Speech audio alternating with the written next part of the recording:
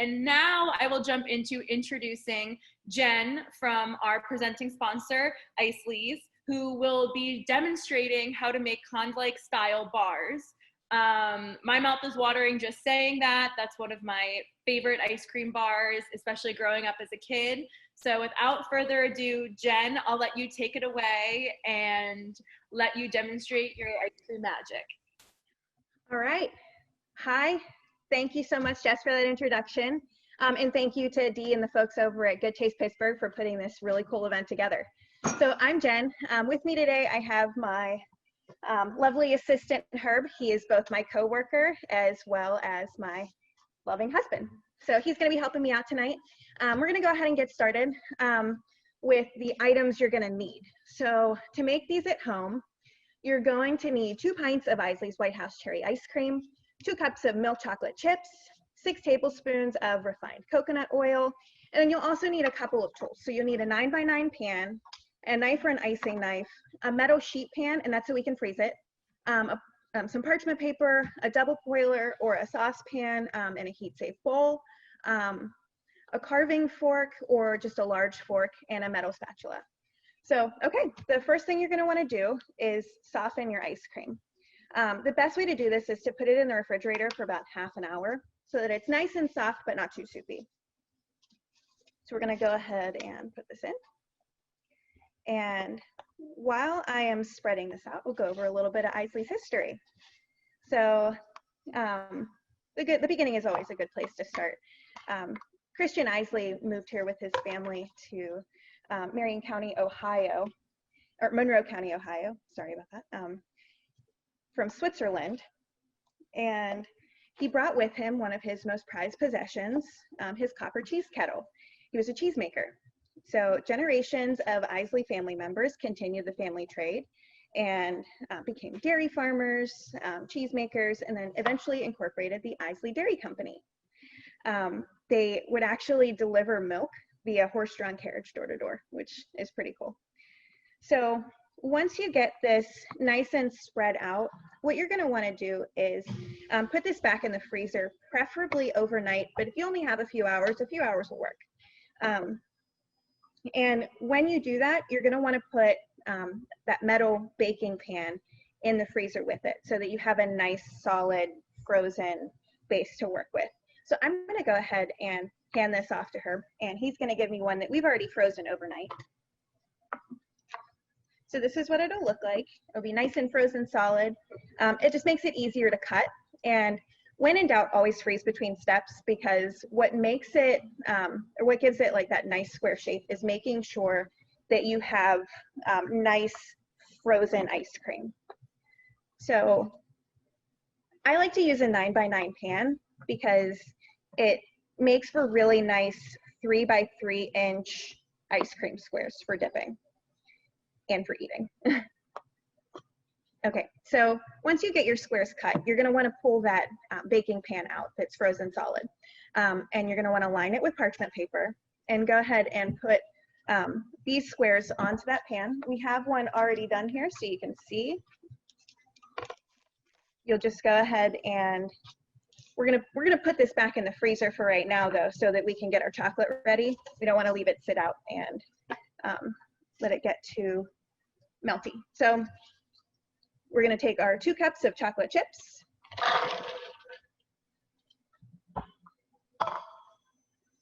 and then our 6 tablespoons of coconut oil, and we're going to let this melt. So my pan is already heated up a little bit. While we are doing this, Isley's actually developed a chain of retail stores once they incorporated the Isley Dairy Company to sell their farm fresh dairy and deli items. They were all over Western Pennsylvania, West Virginia, Ohio.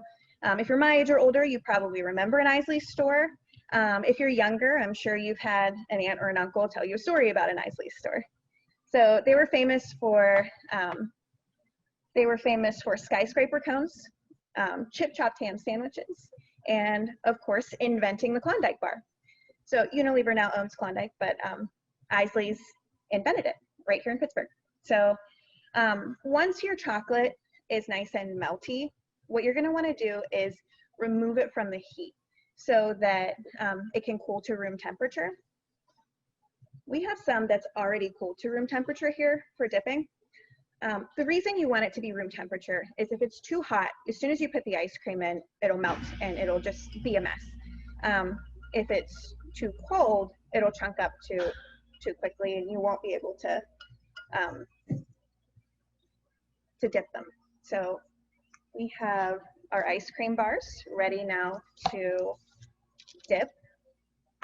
You'll take your carving fork, or like I said, large fork will work as well. Pull them off of the pan. They're nice and frozen solid. And you'll drop it in, dip it, let it drip for a second, put it right back onto the parchment paper. So we'll go ahead and do all of these. And fun fact, back in the day, Isley's realized people were having a hard time remembering how to spell their name. So they came up with a mnemonic device to help people remember how to spell it. So it was, I shall always love you, sweetheart. Oh, Please. Yeah. Thank you for the help there, Harper. So funny enough, it worked really well, and people still remember it to this day and actually think that that is what the name stands for, as opposed to being a family name. So yeah, okay, so this is what they will look like once you dip them. So beautiful, right? We have some that are already frozen. You're gonna wanna put it back in the freezer for about half an hour before you eat it, just so it gets nice and frozen solid. Okay, so this is actually what they're gonna end up looking like once they're all done. So you wanna go ahead and share one with me? Absolutely. Cheers. Cheers. All right, we'll be back in a little bit with Boozy Milkshakes. Enjoy the rest of the show. Thanks, Jess. Yeah, we're happy to be back. So we're going to make 3 different milkshakes this evening. We're gonna be making a Boozy Banana Split, a spiked coffee milkshake, and a toasted by the campfire, which is my personal favorite.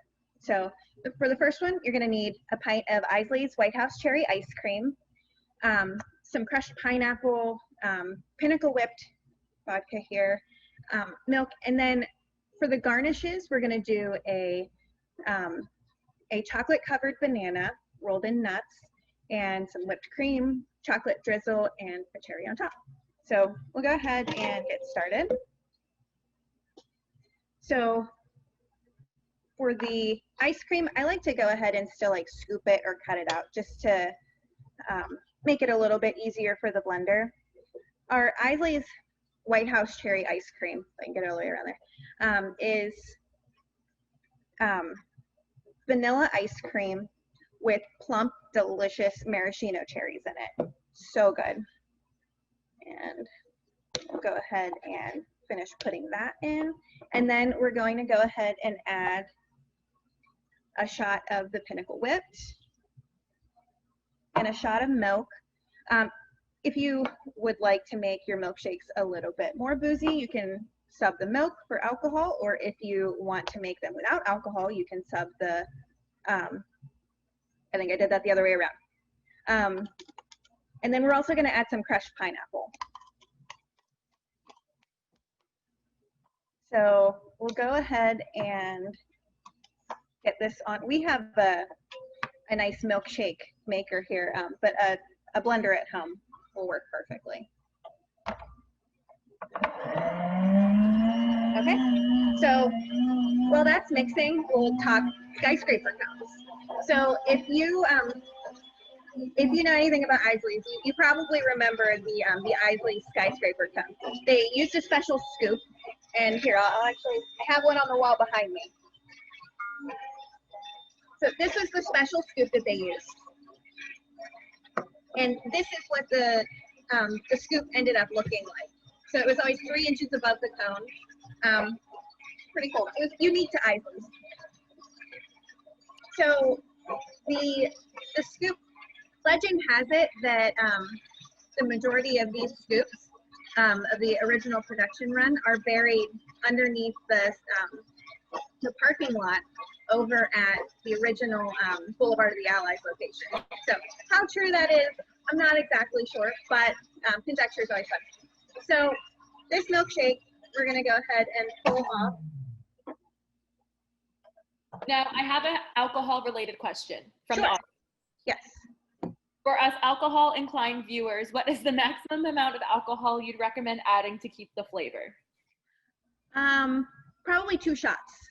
Yeah, I would say stick to 2 shots. I mean, of course, you can always try to add a little bit more if you really want to, or you could just have more milkshakes.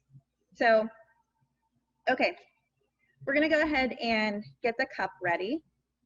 I like to drizzle a little bit of chocolate. I also like to freeze my cups ahead of time. That way, it keeps the milkshake cold a little bit longer, and it also just feels a little fancier. So go ahead and drizzle a little bit of chocolate. You can't have a banana split without a little bit of chocolate. Go ahead and pour that in. Where's the whipped cream? We'll go ahead and put our chocolate covered banana, whipped cream, and a cherry on top. There we go. Yum. Hold on to that for a little bit later. Our next milkshake is going to be a spiked coffee milkshake. So tasty. So we're making this with a pint of Isley's Maricopa ice cream, which is vanilla with swirls of butterscotch. Yum. We'll go ahead and cut the ice cream in.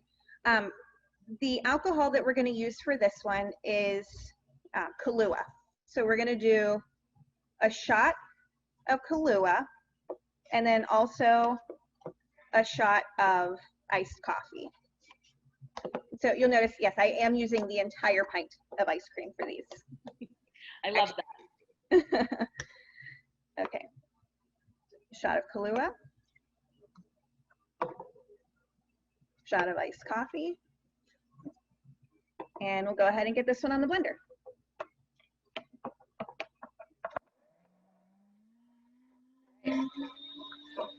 So you're probably wondering where you can find Isley's ice cream to make these super tasty milkshakes and also those really tasty homemade Klondike-style ice cream bars. So you can find Isley's ice cream at Giant Eagle, Shop and Save, Coons locations, as well as a couple of other local grocery stores. You can always head over to our website, isleys.com, and use our find tool to find the store closest to you that carries the ice cream. So the flavors that we have right now are vanilla, chocolate, mint chocolate chip. We have Maricopa, which is what we're making this ice cream shake with vanilla with swirls of butterscotch.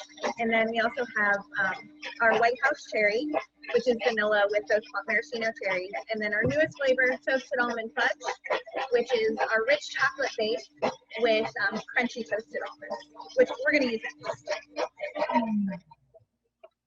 All right.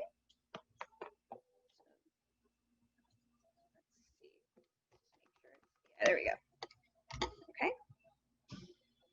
So we'll go ahead and pour our milkshake in. And we're going to top this one with some whipped cream, a little bit of cocoa powder, and then some butterscotch drizzle. You can add as much butterscotch as you like.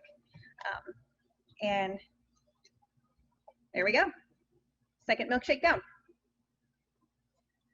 All right, so for our third and final milkshake of the evening, we are going to be making one called the Toasted by the Campfire milkshake. So that one, we're going to be using our new flavor, toasted almond fudge. And then we're also going to be using Jim Beam vanilla, a little bit of milk, and then we're gonna top that one with some toasted marshmallows. So go ahead and get the toasted almond fudge in here. And this flavor, like I said earlier, it's our rich chocolate base. Super creamy, very, very delicious, with crunchy toasted almonds. It's absolutely phenomenal. Okay, so we'll go ahead and get that in. We have our milk and our Jim Beam vanilla. Again, we did a shot of each, a shot of milk and a shot of Jim Beam vanilla. And these recipes will be available after the event. So we'll go ahead and put this one on.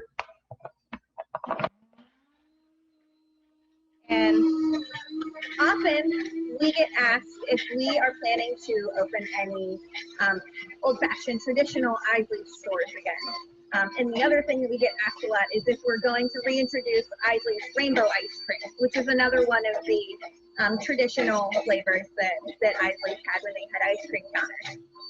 And the answer to both are yes and yes.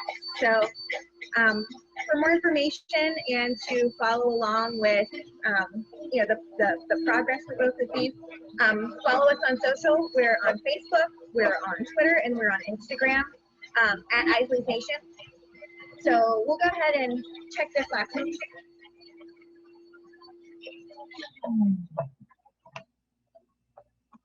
All right, looks like we're ready to go. Jen, what's your favorite Boozy milkshake flavor? Mine is definitely this one, the Toasted by the Campfire. It's delicious. And we coated the rim. We dipped it in some chocolate and then coated it in some graham cracker, like some crushed graham cracker, to make it kind of like a s'mores that's toasted by the campfire. So we'll go ahead and pour this in. And then add some marshmallows. And the secret ingredient to this one is fire. And I'm actually gonna give Herb the honors. Warning, only safely try this at home. Yes. Or you drink the Boozy milkshakes. Yes. All right. All right, we're gonna go ahead and go enjoy these milkshakes. So you guys have a great night. Thank you so much for tuning in. Thank you, Jess. Have a great night. Cheers. Cheers. Thank you both so much. So Okay, good. well.